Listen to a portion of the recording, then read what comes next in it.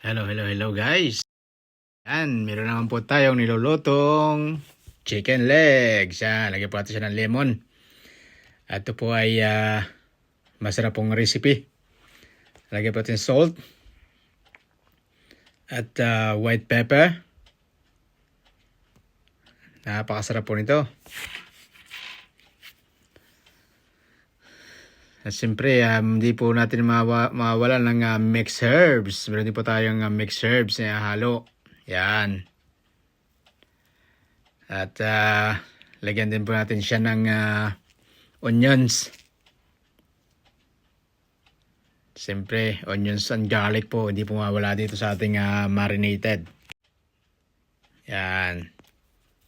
Ito po yung ating garlic. At lalagyan din po natin siya ng soy sauce. Ito po ay magic seasoning. Masarap po itong panghalo sa chicken. Kahit saan po, beef, kahit ano, masarap po ito. At lagyan din po natin siya ng oyster sauce. Extra flavor po. Oyster sauce, yan. At pagkatapos po yan po ng flavor, ay halo-haloin po natin ng yan ang ganyan para po lahat ay may lasa. So, simpleng recipe lang po ito. At yan nga po. At ilagay natin siya sa oven. Siguro mga an hour lang po to. An hour. At yan na po.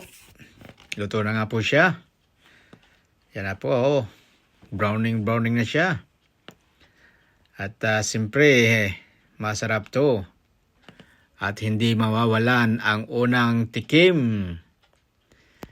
Okay, first bite. Thank you, Lord. Yummy. Yan. O, di ba nyo? Sarap. At yan po, simpleng ingredients lang po yan.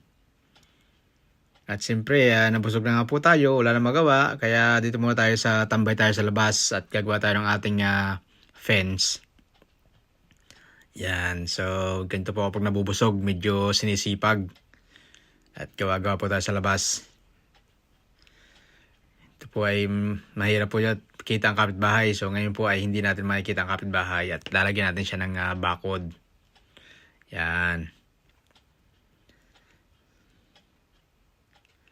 At kasama po diyan lagi ang ating kape-kape. Yan, kape-kape lang po tayo, kape-kape. Okay, thank you very much for watching. Have a nice day and night. Thank you very much. Bye.